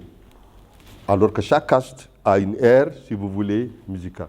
Le fait de stratifier notre patrimoine culturel fait partie des éléments les plus dangereux. Et moi, des fois, j'entends même des choses, des fois, tu as la nausée. Il y a une ère musicale qui fait Toi, tu montres que tu es content, on te dit non, non, non. Tu n'as pas le droit d'être content à Adjaya. Ça, j'entends ça tous les jours. J'entends ça tous les jours. On met une musique, je comprends la langue. Je comprends très bien la langue. Je montre que je suis très content, très fier. Ça fait partie de mon patrimoine culturel. Quelqu'un se lève avec son boubou rempli de fils de fer. Il me dit non, non, non, ça c'est pour nous. Il fait comme ça. Comment c'est pour vous? Comment c'est pour vous? Cette fragmentation de notre patrimoine culturel fait qu'aujourd'hui, il y a des gens qui n'ont plus de fierté culturelle. Moi, j'ai une fois dit ça au CCF. J'étais jeune étudiant à Nice. À Nice, il y a une très grande place qu'on appelle Place Masséna. Tout le monde passe par Place Masséna pour aller à l'université. Il y avait un jeune Sénégalais, Manda Kououni. Il a la guitare depuis midi jusqu'à 13h. Il chante ça en wolof. Il me regarde, il me dit en français, toi, tout le monde a donné. Mais toi, tu ne m'as rien donné. Je dis, moi, ce que tu dis là, c'est que je n'entends pas. Si tu dis Baba Mal Wangoy Wangadi, je donne tout le temps de l'argent. Bah, tu chantes, je ne comprends pas ce que tu dis. Je ne comprends pas ce que tu dis. Parce que si tu me parles dans un truc que je ne connais pas, l'air musical peut m'aider, mais si le continue, je ne comprends pas. Et aujourd'hui, ça crée des blocages. Après, on me dit non, non, non, ça on passe tout son temps à dénoncer. Regardez aujourd'hui comment nos enfants dansent à la maison. Ils font comme ça. Je dis, je dis, je slame, je slame. Tout à l'heure, un enfant, il danse, il lui faut tout espace, il met un pied ici, il fait comme ça à la métier. Moi, je n'ai pas dit de ne pas faire ce genre de danse. Mais est-ce que si tu commences à écouter la musique traditionnelle, tu peux comprendre? Et là, je m'adresse à la nouvelle génération. Quand tu mets la musique moderne, ton père ne dit rien. Quand tu mets la musique traditionnelle, ils te disent le vieux là, aujourd'hui c'est revenu. Je ne sais pas comment je vais traduire ça dans ma...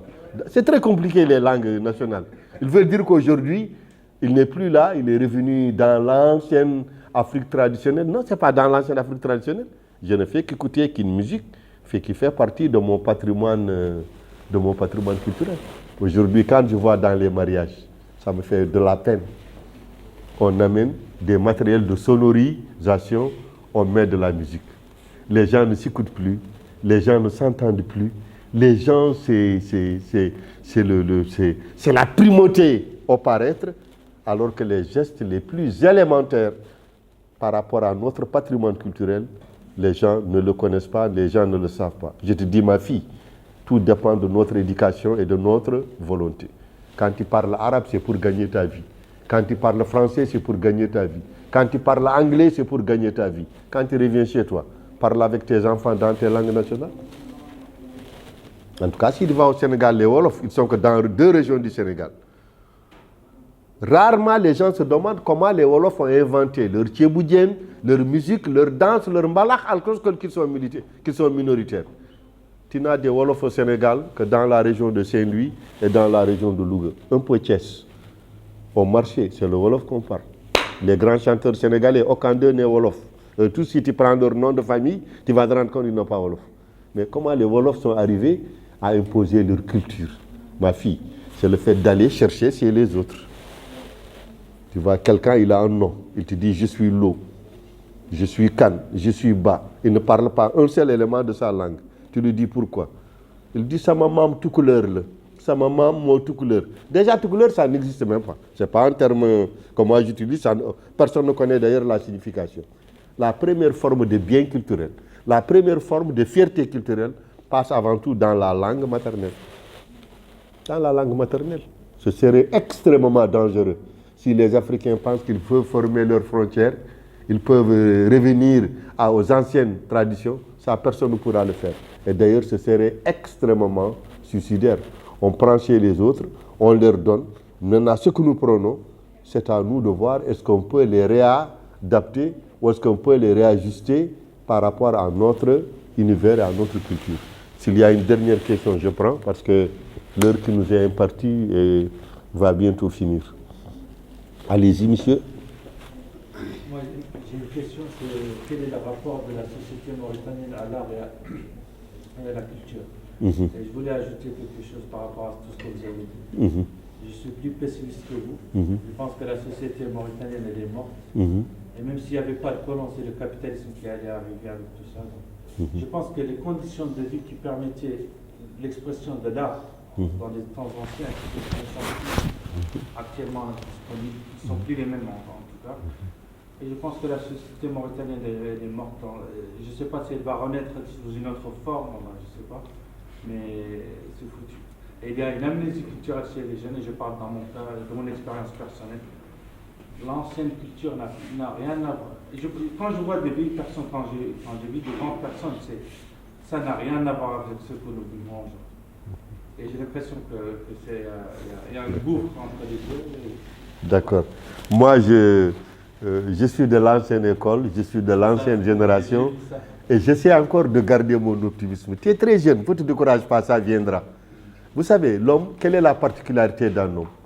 C'est d'arriver toujours à s'adapter. Moi, quand on me dit qu'est-ce que la culture, je dis le processus d'adaptation et de transformation de l'environnement pour ne pas disparaître. Nous n'allons pas disparaître. Les Mauritaniens vont chercher une solution. Maintenant, je connais et je comprends ta souffrance et ton pessimisme. Les Mauritaniens aiment l'art. Les Mauritaniens aiment écouter la musique. Les Mauritaniens aiment le football. Les Mauritaniens aiment danser. Mais quand tu dis ça, tu risques d'énerver les gens. Ce serait bon que tu prennes mon mail, comme ça, ce que je dois censurer, je te le dis, comme ça, par écrit, pour me protéger. Parce que ça va partout. Aujourd'hui, je vous donne des repères. Vous allez à Saint-Louis, l'hôtel de la Poste, il n'y a plus de place, ça a fait le plein. C'est des Mauritaniens qui ont loué un mois avant. Vous allez à Nouadhibou, des VIX garés à la frontière pour aller à El Ayoun et vidé. Nouakchott, la Mauritanie se vide à partir du 18 décembre. Moi, j'ai des étudiants qui ont même anticipé. Il y a l'un d'eux, j'ai dit, mais on a cours samedi, il dit, je suis déjà en Tunisie. Il est parti faire quoi? Il est parti s'oxygéner. Quel est le rôle des artistes? Une société peut-elle se passer des artistes? Non. Une société qui se passe des artistes s'enfonce dans la décadence. Quand tu es découragé le matin, qu'est-ce qui te donne le courage de te lever chaque matin et de faire cet éternel recommencement? Si vous voulez, c'est la culture. C'est la culture. C'est le fait d'entendre quelqu'un qui me dit, mais il y a ceci, il y a cela, il y a ceci, cela, et je suis là, j'étais crispé. J'entends quelqu'un dire. Samba Guela Diégui était avec son esclave. Tu sais, l'hypocrisie de la féodalité. L'esclave de Samba Guela Diégui, ce n'était pas l'esclave par le mépris, mais c'est l'esclave par le bravoure. Il dit Samba Guéji, il est fatigué, il a pris Samba Guéji et le cheval, il a mis ça ici, il est parti avec. Valorisation. Voilà, c'est féodaux là, on va en découdre. Le forgeron, Issa Mabou Djako, Djabé. Issa Mabou Djabé, beaucoup ne connaissent pas la signification. On dit quand Samba Guela Diégui tue un mouton, il appelle sa femme, il dit qu'avant que sa femme, avant que Samba Guela Diégui ne tire, il dit la balle est très lente. Lui-même, il tire, il dépêche. Quand il donne ça à sa femme pour dire faire la cuisine, la femme dit c'est déjà fait. C'est des formes de valorisation. On a mis les pieds sur tout ça pour essayer de nous vendre ce qui n'existe pas. Un jeune de cet âge-là, 18-25 ans, de temps en temps, il siffle, de temps en temps, il fait comme ça. Ça sort par là. Il est à cet âge-là, les erreurs de jeunesse. On met les jeunes Mauritaniens dans les boîtes. Ceux dont les parents ont de l'argent, ils sont au Sénégal. Si tu ne me crois pas, le samedi prochain, va à Rossou, le bac va fonctionner 24 heures sur 24. Les gens sont en train de partir. Les artistes, c'est eux qui oxygènent la société. Des fois, le matin, tu te réveilles, tu dis, je ne vais pas sortir. Tu entends un artiste dire quelque chose. Te dire le fait de se coucher, pour un homme, ça ne sert à rien. Mieux vaut aller jusqu'à se perdre que de rester jusqu'à porter la honte. Une société sans artistes fonce dans la décadence. Les Mauritaniens, tu dis à quelqu'un salam alaikum, il se fatigue. Combien de fois tu vas à rond-point BMD? Salam alaikum, malikum salam alaikum. Comme ça, il sort les muscles. Mais des fois, il y a des tensions. Comment tu peux comprendre ça? Comme tu l'as dit, l'absence de la dimension culturelle. Une voiture klaxonne, tu dis au monsieur là, toi, moi, est-ce que je peux quitter? Il me dit, moi, tu ne me connais pas. Demande aux autres. Moi, si tu me connaissais, tu n'allais pas me dire d'accélérer. Moi, je n'ai pas besoin de te connaître. Moi, je dois aller enseigner. Tu bloques la circulation. Moi, je te dis, laisse-moi passer. Les Mauritaniens, c'est que moi, ce qui me gêne ici, je ne veux pas aller loin. Ce qu'on ne fait pas dans notre pays, on va le faire à l'étranger. C'est ce que le roi Hassan II avait dit aux Émirats du Golfe. Il faut me coller la paix. Ce que vous n'osez pas faire chez vous, vous le faites chez moi. Voilà, le roi était dense. Il leur a dit, ce que vous n'osez pas faire chez vous, vous le faites chez moi. Donc l'un de vous qui vient ici, il n'a qu'à me coller la paix. Allez-y maintenant à Thiès, allez-y à Dakar, allez-y à Hambourg, allez-y à Rabat. C'est lui comme si tu vas là-bas maintenant, tu penses que tu es à Médinaire. Les gens ils sont allés là-bas pour faire pèlerinage, pour prier, pour réciter le Coran. On a gonga. Vous l'aurez. Maintenant, c'est à vous les jeunes de vous battre. De dire que les structures de loisirs n'ont rien à voir avec la débauche. Un jour, j'ai discuté avec quelqu'un, on était en train de partir. Il me dit, professeur, ce soir, je vais aux Champs-Élysées. Je dis, Champs-Élysées à Nouakchott. Il me dit, oui. Je dis, c'est où encore? Il dit, tu connais Cheikh Mokhtar Ould Daddah, l'avenue qui va vers tel et tel et tel. J'ai compris que les jeunes, ils inventent des mécanismes d'illusion pour fuir à l'univers carcéral de la Mauritanie. Des fois, les gens, ils se battent. Ils se battent, c'est qu'ils sont crispés, il faut se défouler. Salam alaikum, malikum salam. Pousse un peu. Ne me parle pas. Calme, on est dans le transport. C'est pas ta voiture, c'est pas ma voiture. Pousse, je m'assois à Dahare. Aïe, les dirigeants africains, on ne peut pas les mettre à la même loge. J'ai une fois dit à un ami marocain qui me disait, oui, le roi, à partir du mois de juillet, août, septembre, c'est des festivals. C'est de la musique. C'est Achivira, c'est tel et tel et tel et tel. Mais moi, j'étais anthropologue, je lui dis, mais tu sais pourquoi le roi le fait? Ce n'est pas parce que simplement la jeunesse doit s'amuser. Mais cette jeunesse en s'oxygénant oriente son regard de la gestion des affaires de la cité. Regardez comment les matchs de football sont instrumentalisés en Afrique. Ce n'est pas moi qui vous le dis, il faut simplement regarder. Mais vous, en tant que jeune, c'est vous qui devrez vous dire, mais écoutez, au lieu de laisser les jeunes aller s'amuser là-bas, aller faire ceci là-bas, on peut créer des trucs de loisirs. Ici en Mauritanie, quelle est l'offre culturelle qu'on donne aux jeunes? Le journal, la télévision, des jeux vidéo. Et je dis, dans ma langue, nos maisons sont devenues des cimetières. Cimetière, je veux dire là, absence de communication. Aujourd'hui, tu fais n'importe quelle activité culturelle, tu as de l'argent. Les gens ne viennent pas parce que c'est agréable. Les gens se viennent, c'est parce que il faut se... On n'a pas là où aller. On n'a pas où aller. Et quand tu prends les offres culturelles, il y a des offres culturelles qui ne servent absolument à rien du tout. Maintenant, j'ai pris de l'âge, j'ai arrêté de me battre. Mais quand j'avais votre âge, moi, j'étais quelqu'un de très difficile. Pas plus que 10 ans, j'étais à Dakar. Et il y a une radio qu'on appelle Dounia. Il y a des gens qui se plaignent que telles communautés n'ont pas beaucoup de temps d'antenne à la radio ni à la télévision. Mais il y avait le téléphone, on peut téléphoner.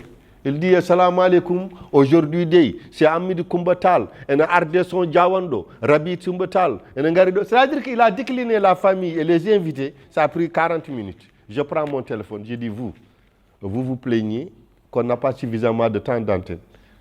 Le temps d'antenne que vous avez ici, le petit temps que vous avez, c'est décliné, tel est venu avec son Djawando, l'autre est venu avec son Tchoubalou, l'autre est venu. Ça, c'est des catégories qui ne nous font pas vivre aujourd'hui. Wallah, ça n'a ni comme dimo, que ça y est au pi. Quand il est diamant, il ne dit pas. Quand il est diamant, il ne dit pas. C'est pourquoi moi je dis, il y aura un jour où on va faire un débat où chacun de nous enlève les masques, enlève son arrière-background culturel et on se dit carrément la vérité. Même si on doit se réconcilier après. Kaldentan Gwanga, Ngiten les masques, Ngiten des étouffes. Le bien culturel est un acte de symbole. Est un acte de symbole. Chaque jour, tu vas en Mauritanie, il prend 1000 ouguiers, il achète des cure-dents. Il donne ça, il distribue. Moi, je me dis, j'amène un paquet de cure-dents, je donne, je dépose. On me dit, qu'est-ce que tu fais avec ça? Je dis, on ne commence pas à quelqu'un par lui dire, qu'est-ce que tu fais ça? Moi, je t'ai donné quelque chose. Tu veux, tu prends, tu veux, tu ne prends pas. Il y a des jeunes très religieux. Ils disent que le prophète des musulmans avait l'habitude avant de prier de ça. Ils le font pour cela. Il y a d'autres, ils le font parce que le cure-dent peut atteindre des parties de la dent que le truc et tout ça. La nouvelle génération, ils ont des brosses, ils mettent électricité. C'est la logique du moindre effort. On met batterie, on fait... pour montrer qu'il est civilisé. Allahu Akbar. Et après, tu me diras, oui, ce sont les Occidentaux, ce sont les Occidentaux. Tu ne dois pas être pessimiste. Il faut être optimiste dans la vie. Moi, je me dis... non, je sais, mais tu sais, dès qu'on fait un constat, ça veut dire qu'on est en train de chercher la solution. Moi, je me rappelle mes années où j'étais étudiant. Vous allez maintenant à Dakar, à l'avenue Roume, pour ceux qui connaissent Dakar. À partir du 17, c'est les guirlandes. À partir du 17, tu sens l'atmosphère de la fête. Et le génie des artistes, c'est quand on se mange entre nous, les artistes nous donnent des pauses d'aération et d'oxygénation. C'est pourquoi j'ai de l'admiration pour les artistes. Malgré les crises économiques, malgré les tensions, à partir du 18-19 décembre, au Sénégal, tu n'entends plus manifestation dans la rue. C'est Teroubi, Kouyek Nyak, il n'y a que la fête. Et les artistes, ils créent des connexions de liens. Même si quelqu'un, tu veux en découdre avec lui, tu lui diras, attends le 3 janvier. Parce qu'entre le 22, entre le 22 et le 2, je n'ai pas le temps simplement de me battre. Aujourd'hui en Mauritanie, moi je vois des comportements. Je sais très bien que c'est lié vraiment au fait que, comme tu l'as dit, il n'y a pas d'offre culturelle. Quelqu'un m'envoie une vidéo où il y a une femme marocaine qui dit, oui, c'est très bien fait. Le colon a remis les pendules à l'heure. Et il met une femme marocaine qui dit, oui, nous généralement on ne se marie pas avec les... Qu'est-ce que ça va avoir avec un match de football? Toi, Mauritanie, ta télé même ne t'a pas donné les matchs. Tu comptais sur Canal Horizon n'a pas. C'est sur la WhatsApp que tu regardes. Sinon, c'est la CNTV, Arjigo. Qu'est-ce que tu as à dire? Mais c'est à vous les jeunes de dire, on a envie de vivre. On a envie de danser. On a envie de rêver. On a envie de rêver. La dimension rêve au sens noble du terme. Un ami sénégalais me téléphone le 1er janvier. Depuis 6 heures, je suis debout. Il me dit, Abdoulaye, tu es réveillé. J'ai dit, pourquoi je ne me réveille pas? Moi, le 31 décembre, je dors à 9h30, je me hirtime. À mon âge, 5 heures de temps, c'est largement suffisant. Depuis 4 heures, je ne suis pas. Il y a 30 ans de ça, ou 40 ans de ça. Le 1er janvier, je ne peux pas ouvrir les yeux avant 16 heures. Mais je sais que c'est aux jeunes simplement de se battre et de faire la différence entre les choses. On prend le voile de la religion, on met ce que la religion n'a pas dit. Les pays arabes, là, ils passent tout leur temps à danser. L'Arabie Saoudite, là, les rois qui ont de l'argent, là, ils passent tout leur temps à danser, vous avez vu à la télé. Et maintenant qu'il fait un peu frais, là, ils sont à Nice dans des hôtels comme ça. Si tu connais Genève, il y a la fête du 8 février, les fêtes de Genève, c'est plein. Il y a un ami qui m'a dit, tu sais, ces jeunes arabes que tu vois là, comme ils ne peuvent pas draguer leur cousine au Qatar, ils se donnent rendez-vous à Genève. Moi, chaque fois, je demande. Moi, c'est-à-dire que je regarde les gens et je me dis, quel est ce gros mensonge qu'on est en train de fabriquer? Tu me dis, non, il ne faut pas aller là-bas. Entre-temps, ton fils, il est déjà parti. À partir du 8 Genève, si vous êtes à Suisse, vous n'allez pas revenir. Chaque 2 secondes, il y a l'émirat de tel, avion de tel et tel et tel. Un jour, Allah m'écoutez, moi je ne mens jamais. Je viens à côté du lac Léman. Je vois qu'il y a un barrage de policiers, on ne passe pas. Je demande aux policiers là, je dis, mais ce café-là, moi je prenais des glaçons ici. Il dit, il y a une femme de l'émirat qui a loué pour toute la soirée. C'est des logiques capitalistes. Si tu peux louer même leur vie, ils vont te louer ça. Une seule personne qui loue un café pour donner des petits glaçons à ses enfants. 4 heures de temps, 5 heures de temps. Qui peut payer cette facture? Et après, on te dira, oui, c'est interdit. Tu ne dois pas le faire. Tu dois pas... Un jeune, il y a un âge. Si tu ne fais pas les erreurs de jeunesse, quand tu grandis, tu deviens fou. Pour bonde jolgo faut que jolgo mong. Je traduis pour mon parent. C'est quelqu'un qui était jeune, enfermé, qui n'a pas blagué, qui n'a pas fait les parenthèses obscures de la vie. Et un bon matin, il a 40 ans, il a une très belle voiture, il a de l'argent. Il veut maintenant commencer à rattraper le temps. On ne rattrape pas le temps. Dans la parenthèse d'une vie existentielle, tout est foutu. Et des fois, quand tu discutes avec tes enfants, ils disent, papa, est-ce que tu dansais? Papa, est-ce que tu faisais ceci, cela? Pourquoi? Parce que le fait qu'on ait un certain âge et qu'on se permet d'aller vivre, prendre du temps, c'est lié à l'offre culturelle et aux infrastructures. Si vous allez aujourd'hui à Dakar, vous avez mon âge, vous voulez danser sans être dérangé, allez-y, directement, au point E. Il y a un dancing là-bas pour les croulants. Il n'y a que 60 ans, 65 ans, c'est des cravates qui viennent jusqu'ici avec des chaussures qui peuvent, on dirait, des scies métalliques.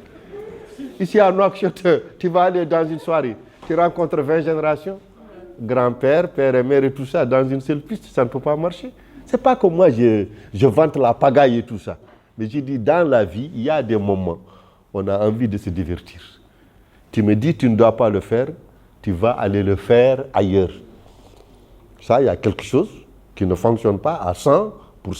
L'autre élément de l'offre culturelle et de l'infrastructure culturelle, c'est de valoriser les artistes. Là où tu as dit, je comprends bien ta pensée, je suis passé par là. Les 5 premières années, quand je suis revenu en Mauritanie, j'ai vu que je suis tombé dans le piège, j'aurais dû rester ailleurs. Que quand un artiste fait quelque chose pour gagner sa vie, en faisant une chanson, en faisant une activité dans l'intérêt de toute la société, ça ne marche pas. Mais s'ils met son boubou, il dit c'est d'ici, c'est d'ici.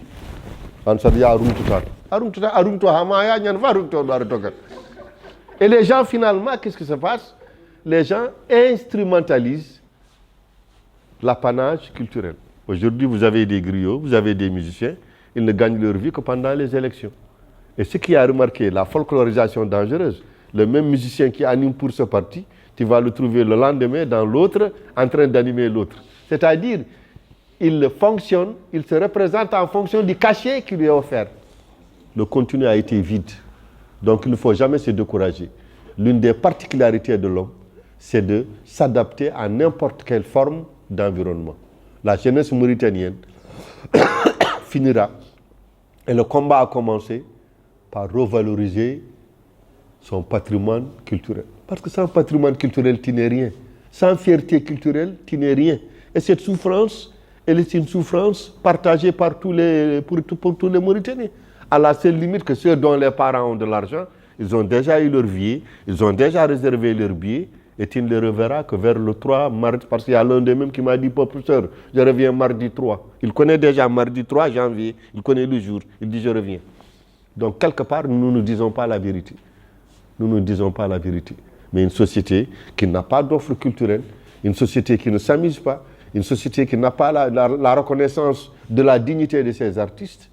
Mais quand tu es fatigué, quand tu as peur, comment tu règles ça?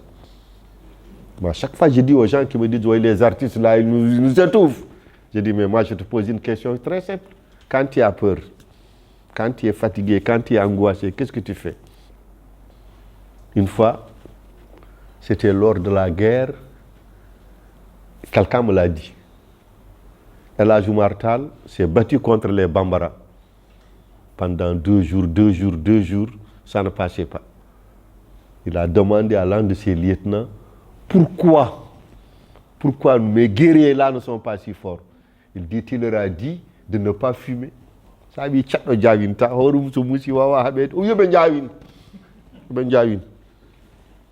C'est-à-dire, c'est des gens qui étaient habitués à fumer. Il leur a dit l'islam, la fumée et tout. Bon, la dose est manquée, les gens n'étaient pas motivés. Donc aujourd'hui, il y a beaucoup de choses qu'on met sur le dos de l'islam. L'islam peut dire de ne pas aimer.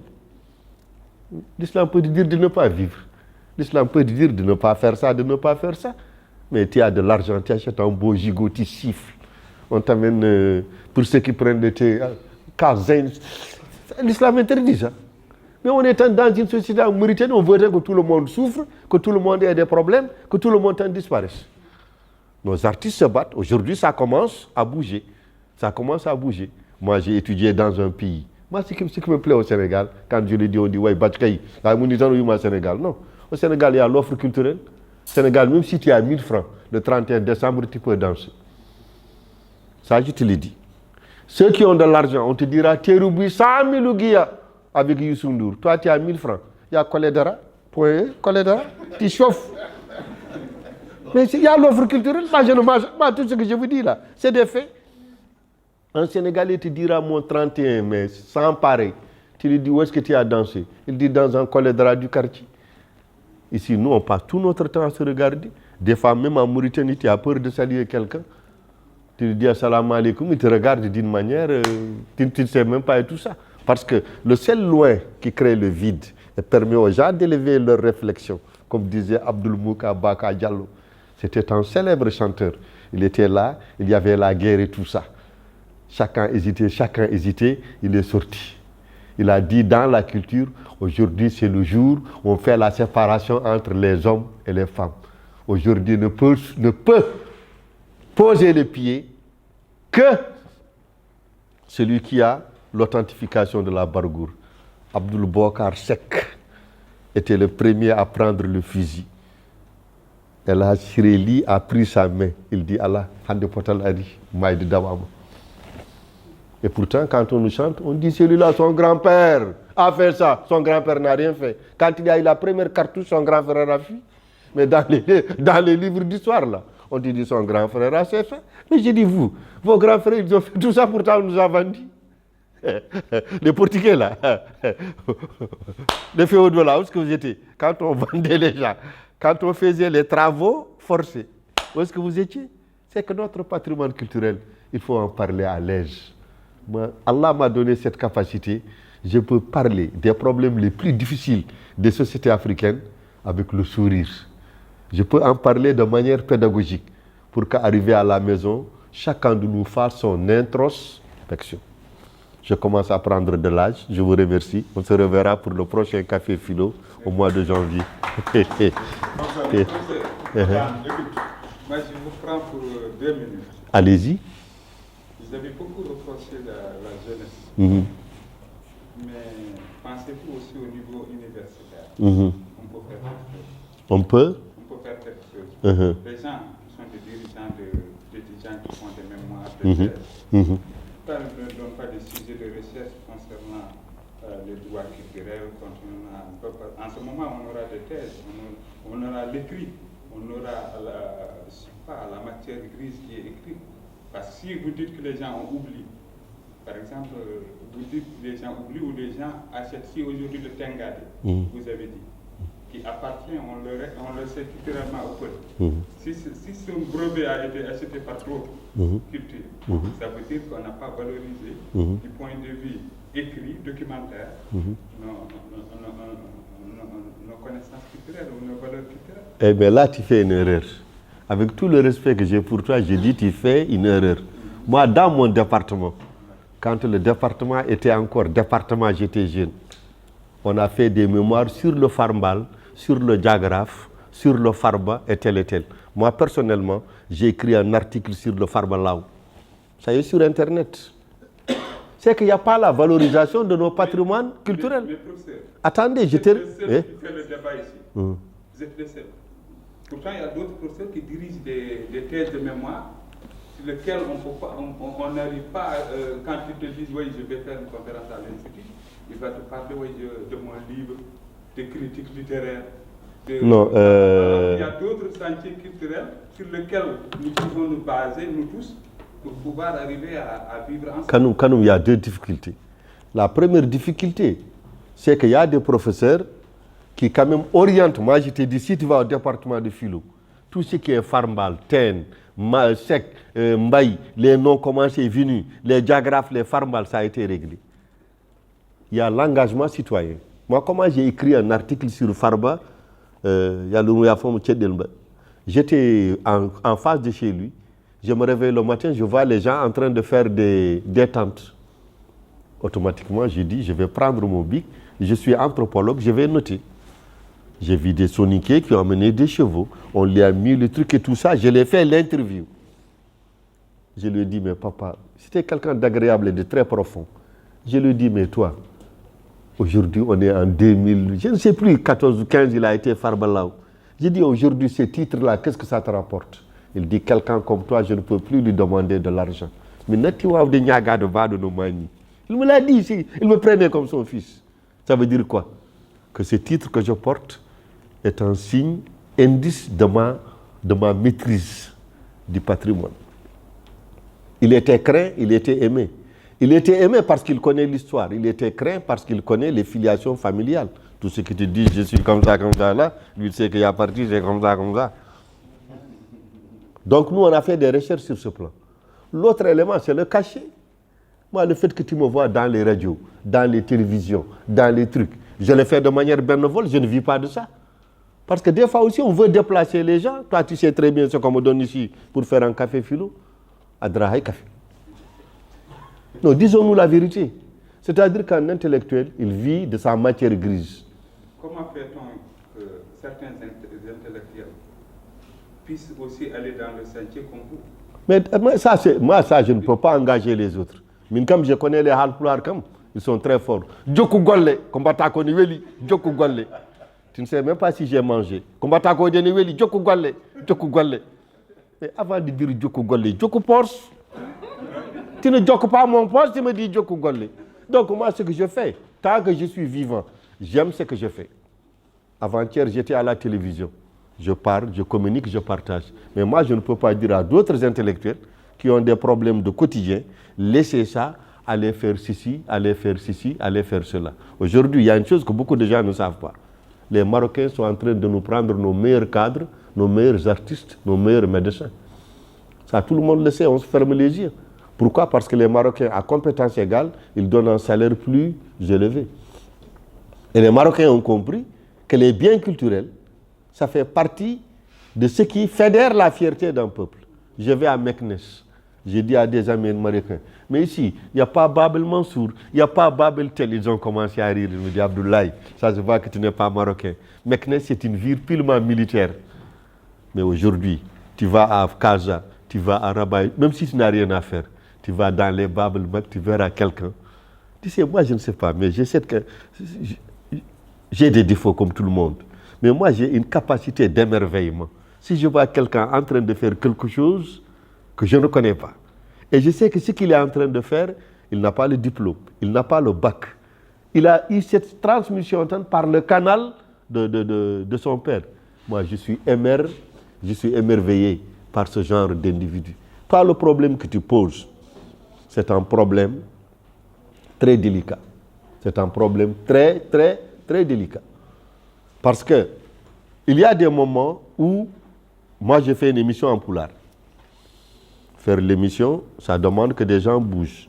Ça demande des branchements en électricité. Ça demande des appareils de photo. On fait un rang. On dit à nous, en tant qu'intellectuels, on a une émission qui s'appelle tel et tel. On veut que les gens nous donnent un coup de main. Silence radio. Silence radio. On dit demain, tel va venir, va faire tel et tel et tel et tel et tel et tel. Il y a quelqu'un qui m'a envoyé une image là. Il m'a dit, oui, le maire de Bababé organise Lamba. Les gens quittent Nouakchott pour aller Lamba Bababé. C'est-à-dire que nous, il y a tellement de choses. Je préfère qu'on parle de ça en privé. Parce qu'on ne met pas là où il faut mettre et des fois on déplace le sujet. Des fois on est là dans les salles de conférence, tu as vu comment les Mauritaniens, le malaise existentiel. Des fois même pour donner la parole, on dit celui-là doit parler avant celui-là. Celui-là doit avant parler celui-là. Ça toi-même tu l'as vécu. Chez certains intellectuels, c'est des sources de frustration. Moi, Allah m'a donné une qualité quand je viens en Suisse. Patrice dit, faites parler Abdoulaye le dernier. Parce que si Abdoulaye termine son exposé, les étudiants et les étudiantes vont partir. Mais ça, c'est une méritocratie. Ici, c'est un vaurien, né dans telle famille, on lui dira, c'est lui à qui on va donner le premier la parole. Il ne sait même pas l'ordre du jour, il n'a aucune compétence par rapport au débat, il est latent par l'arbre généalogique. Comment ces sociétés vont évoluer? Moi, c'est Douane. Je peux parler qu'à mon nom. Tant que je suis en vie, on dit, il y a débat, il y a ceci, la connaissance, si je peux aider, j'aide. Mais je suis mal placé. Toi, tu le sais très bien. Souvent, on fait ici des réunions. Ils me disent, Abdoulaye, appelle tel pour nous donner un coup de main. Je dis, je ne peux pas. somi yaltimi wiya Mariam, le cachet que les gens proposent, je ne peux pas déplacer un universitaire pour ça. Min non ko mari yidi tan pulaar ni weli tan min pulaar ni weli mi tan pulaar ɓuri ni mi hunde fof ha watti mes enfants mbatti wiide mais papa tu sais que toi tu es un peu déformé. Je dis quoi du tout? Il dit toi mes amis viennent ici, tu leur parles pulaar, tu sais pas qu'ils ne comprennent ça. Je dis s'ils ne comprennent pas, eux, ils ne vont même pas aussi me dire tu n'as pas compris et je vais leur parler dans une langue de compréhension. Tu sais, moi il y a des moments je communique avec quelqu'un qui parle très bien la langue. J'arrive à débloquer des choses extraordinaires.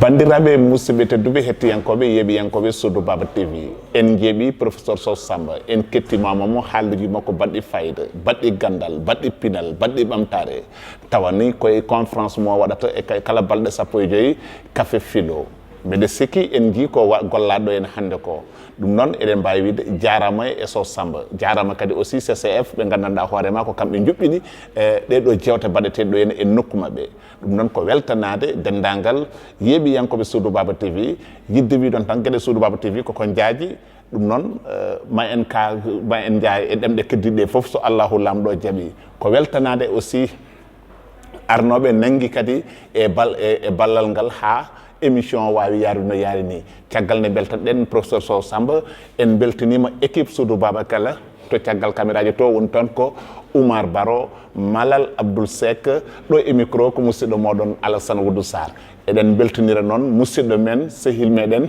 Oumar Diaw gonɗo to yana to Australie battuɗo haqqille mum e Sodou Baba kanko e galle makko surtout ma madame makko Yacine dendagal yeeɓiyankoɓe Sodou Baba TV ɗo ɓe mbawi wonde e ɗo mbawi wonirde foof ɓe beltanama Cheikh Fall Allah jarama a jarama min jewni on min jewni yeeɓiyankoɓe Sodou Baba kala ɗo mbawi wonde eɗo mbawi wonirde ɗum noon bandiraɓe musidɓe tedduɓe ha balɗe 15 kadi gartuyeji hakkude men e Sow Samba ɗo henne e CCF mo leydi Mauritanie on jarama.